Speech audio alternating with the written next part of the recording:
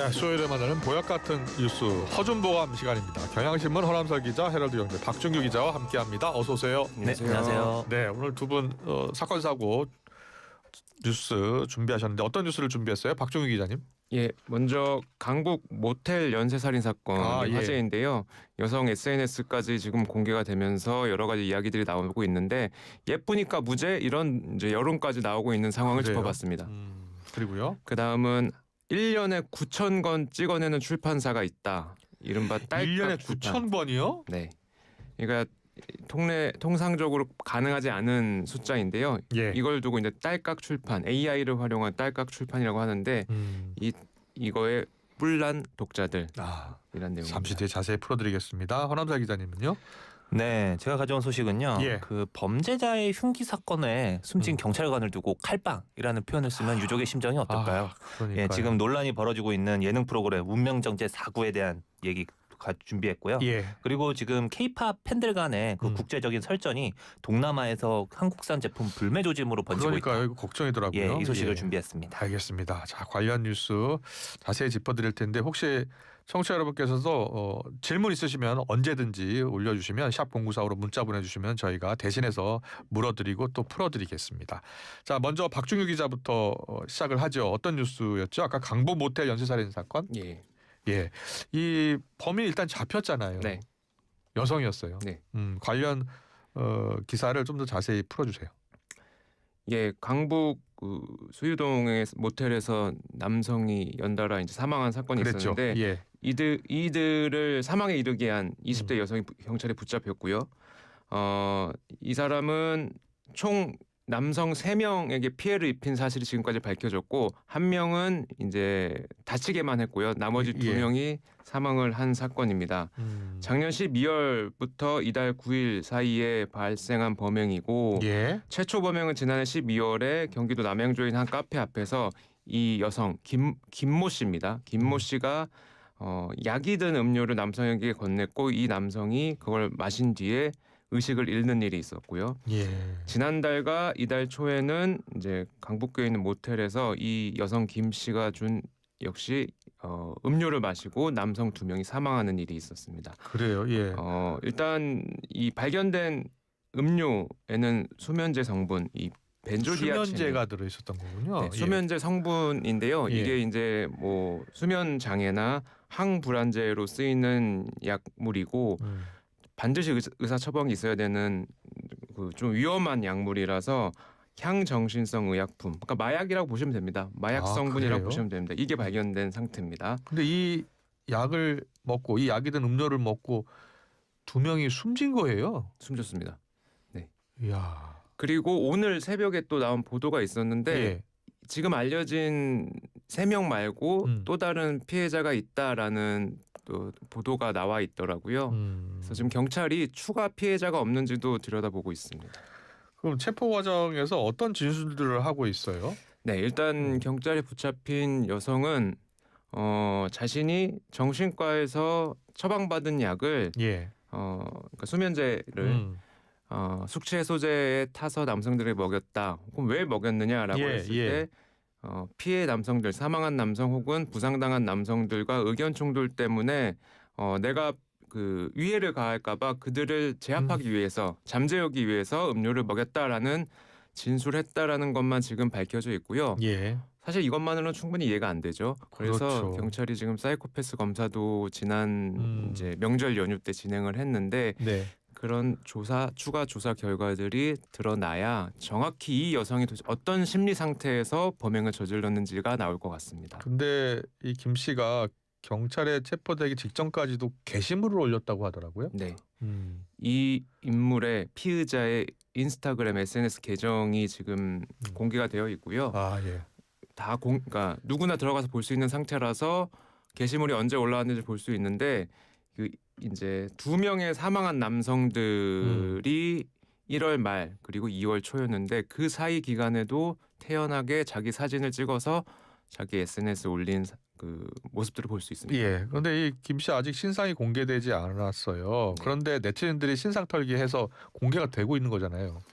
그러니까 정확히는 비공식적으로 신상이 사실상 공개된 셈이 됐고요. 경찰은 수사 과정에서 공식적으로 이 김 씨에 대한 신상은 공개하지 않는 방침을 밝혔고요. 왜냐?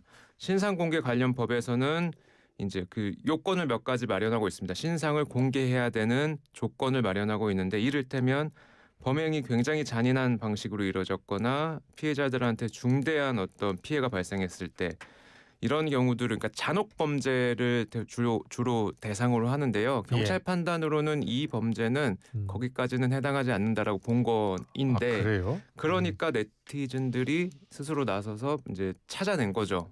이 여성의 개인 SNS 등을요. 그래서 온라인에 이제 이게 좀 무분별하게 유포가 되고 있습니다. 그래요? 범행 수단의 잔혹성 요건이 충족되지 않았다. 네. 이게 경찰의 입장인 거예요. 네네. 예. 자, 그런데 이 피의자 김모 씨 외모 가지고 여러 이야기가 나온다고요? 네, 그렇습니다. 무슨 얘기예요, 이게? 이게 지금 방금 전에 박준규 기자가 얘기했듯이 지금 예. 피의자의 인스타그램 계정이 유포돼서 지금 여기저기 또 돌아다니고 있는데 거기에 이제 그 사람들이 몰려가서 이제 댓글을 막 달고 있는데 그 댓글 내용들이 뭐 이런 겁니다. 이제 피의자의 외모를 보고 몸매도 좋고 얼굴도 예쁘네요. 뭐 이 정도면 그 남자 그 피해를 당한 남성들이 음료수를 마실 만하다.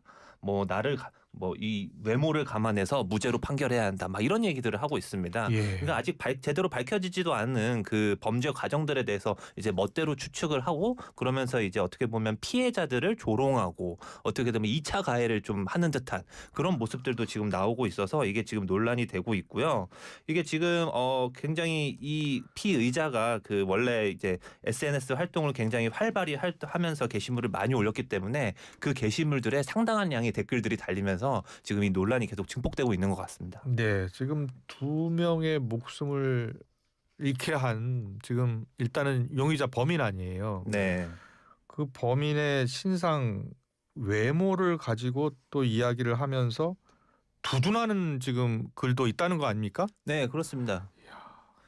심각하네요. 예. 네, 이게 지금 피해자 유족 입장에서 보면은 굉장히 분노가 느껴질 수밖에 없고요. 예. 그리고 뭐 피해자를 미화하고 범죄 동기 과정 이거를 제멋대로 추측해서 피해자를 희화하고 있고 예. 뭐 그런 측면이고 또 다른 측면에서는 이게 지금 또 어떻게 보면은 피의자를 향한 욕설이나 그런 비난들도 굉장히 많습니다.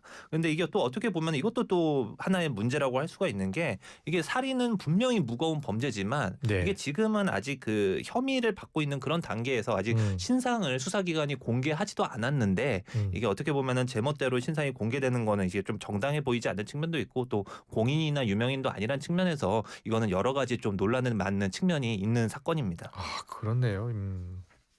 박준 기자는 이거 어떻게 보고 있어요?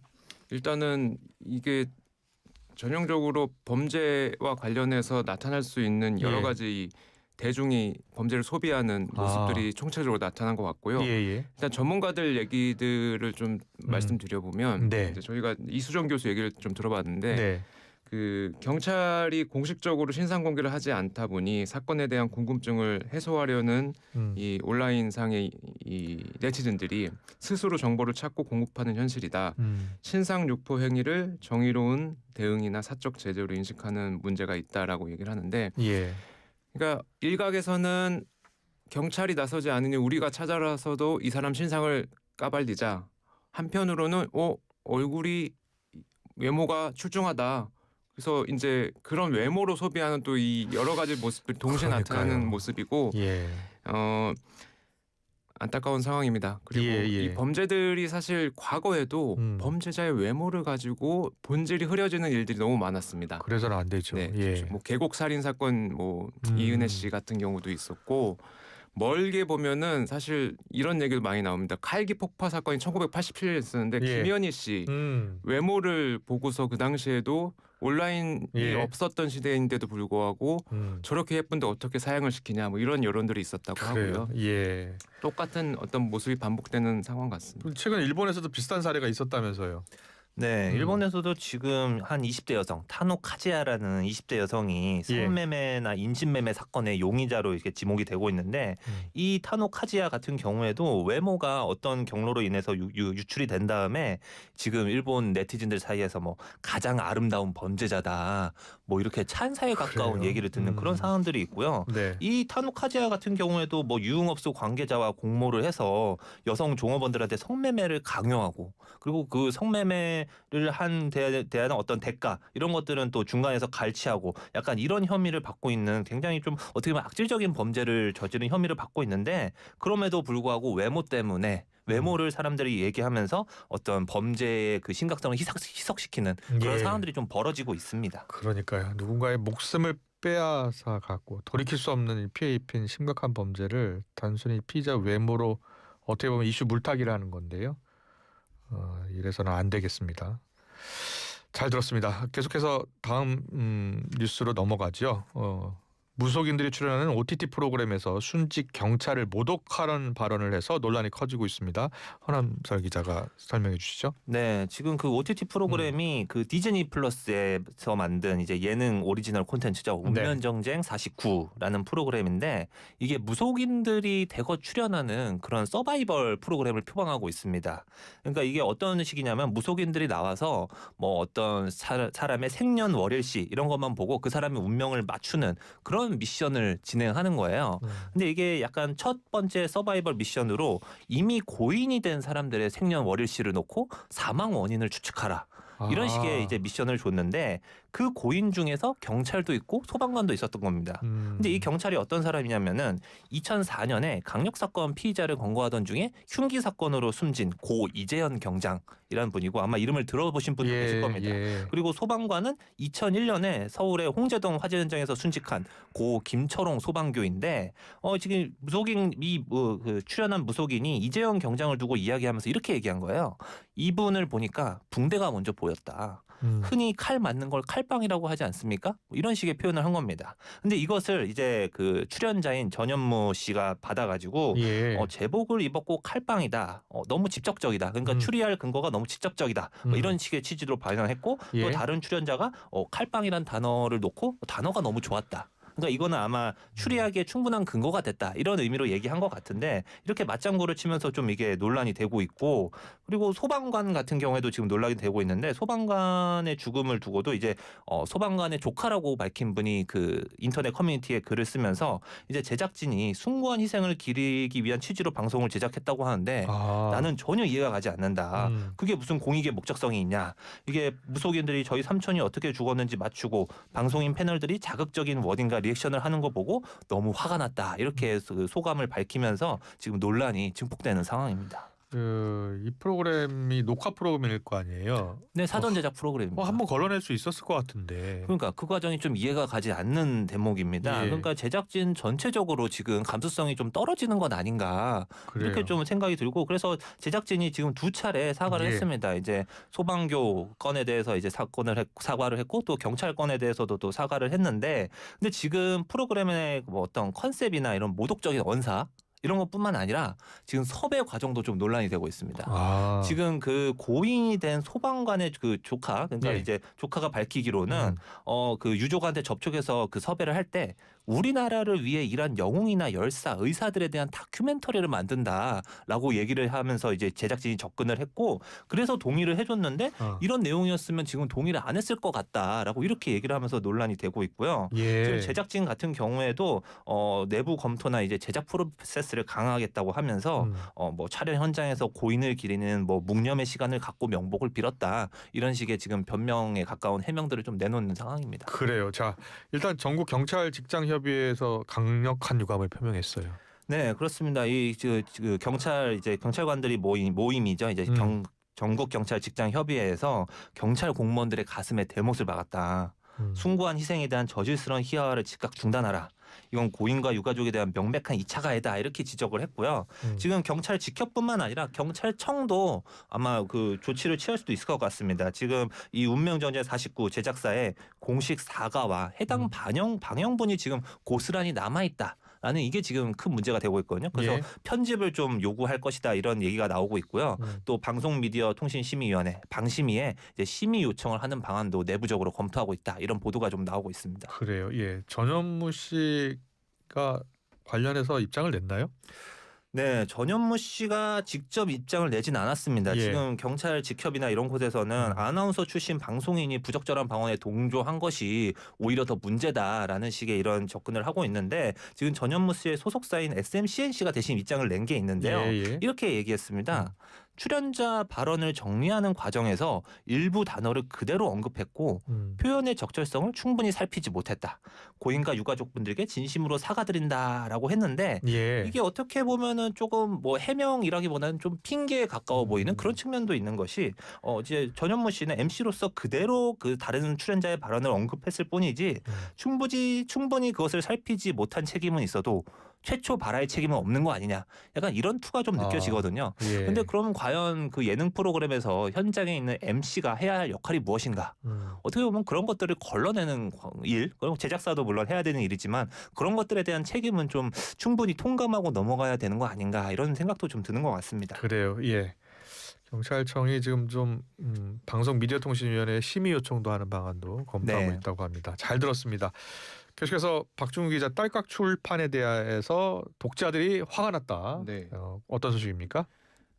최근에 이제 AI를 활용한 생성형 AI 툴을 활용해서 굉장히 빠르게 손쉽게 출간하는 출판사들이 많이 나타나고 있는데요.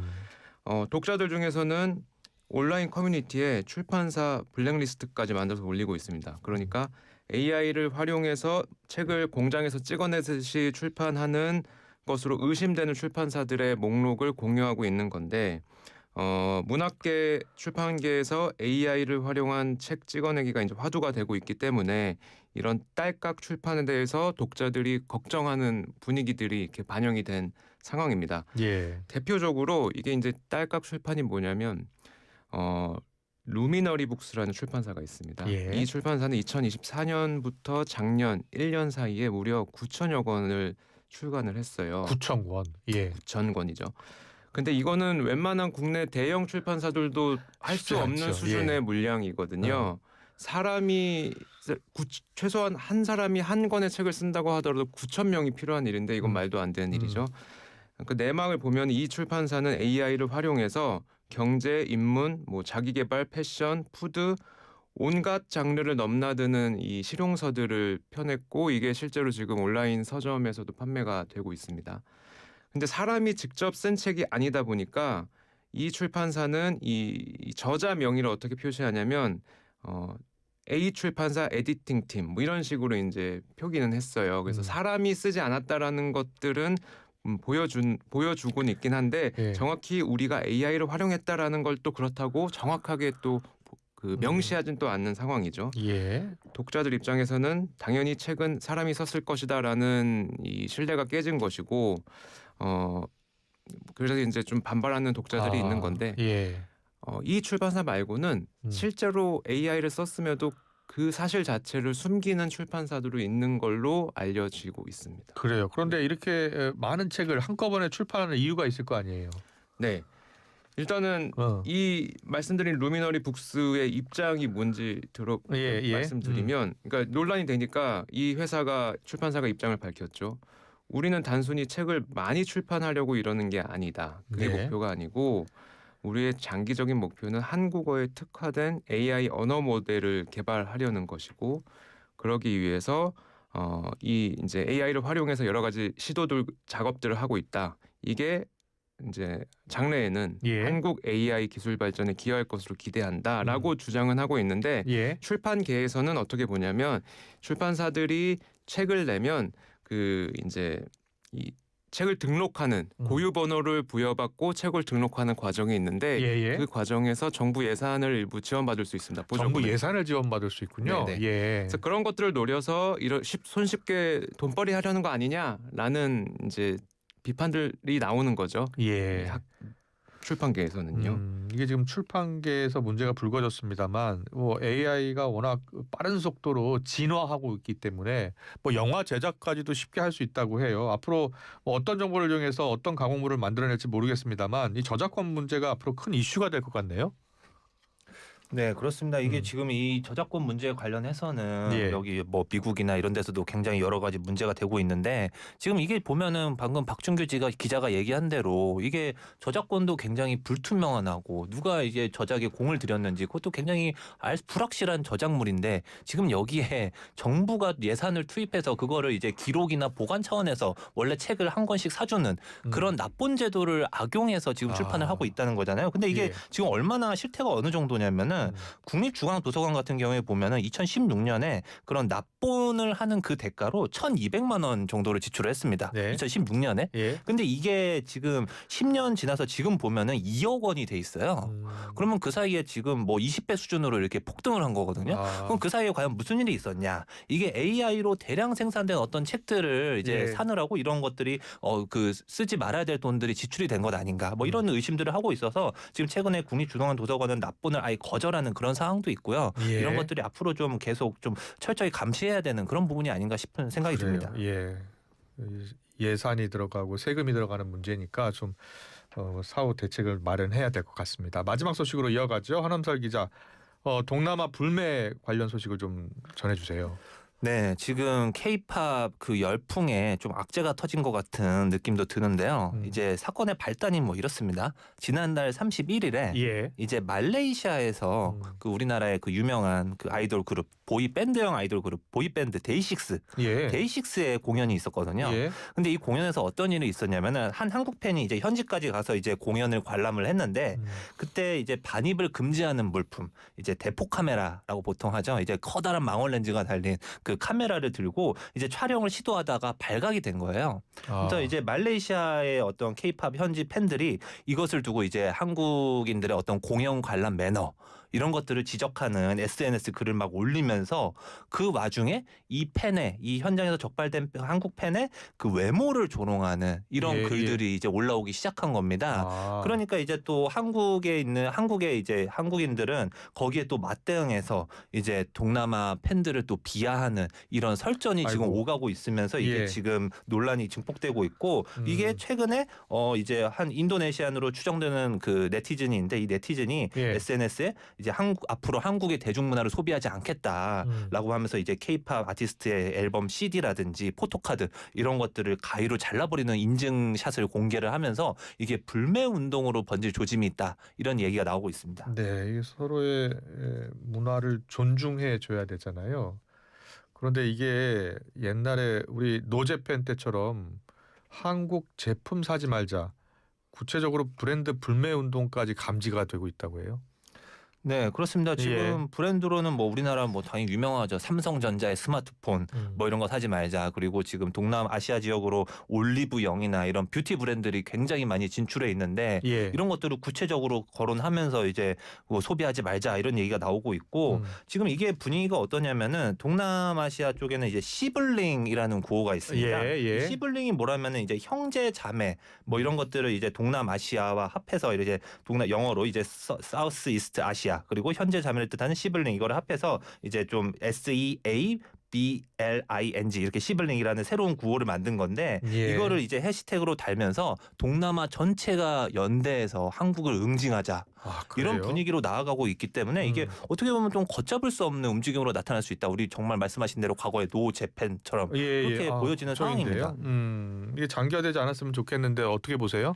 이게 그 정말 이게 K-팝에 안 좋은 게요. 이게 지금 K-팝의 최대 그 소비지로 이제 동남아시아가 최근에 뜬 지가 굉장히 몇 년 됐거든요. 몇 년 됐는데 이게 소비뿐만 아니라 이게 장기적으로 보면은 생산이나 공급에도 안 좋습니다. 이게 뭐 물건에 빗대는 용어를 써서 좀 그렇지만 요새 아이돌 그룹을 보면은 동남아 지역에서도 굉장히 많은 그 신예들이 발굴돼서 올라오는 상황이거든요. 그래서 뭐 예컨대 보면은 뭐 뉴진스에도 한희 씨가 있지 않습니까? 물론 한희 씨는 국적은 호주인이지만 원래는 베트남계거든요. 그리고 또 블랙핑크에도 뭐 리사 씨가 있고 태국이잖아요. 그러니까 이런 식으로 있고 또 최근에 이 지금 논란이 되고 있는 인도네시아나 말레이시아 출신의 연습생들도 속속 데뷔를 하고 있는 그런 상황인데 네. 그렇게 해서 어떤 새로운 시장을 개척하고 있고 이 케이팝 자체가 원래 한국의 어떤 토속적인 음악이 아니고 원래 태생 자체가 굉장히 인터내셔널한 거잖아요. 그렇죠. 예. 이게 서구의 음악을 받아서 우리 한국의 정서를 가미한 건데 근데 이제 그리고 또 이 케이팝 자체가 또 소수 민족이나 뭐 아프리카계한테 인기가 많다 이런 얘기도 있는데 그런 예. 케이팝을 자랑스러워한다면 이런 인터내셔널한 마음가짐을 좀 케이팝 팬들도 가지면 좋지 않을까 이런 생각이 듭니다. 네, 허준보감 오늘 순서 여기서 마무리하겠습니다.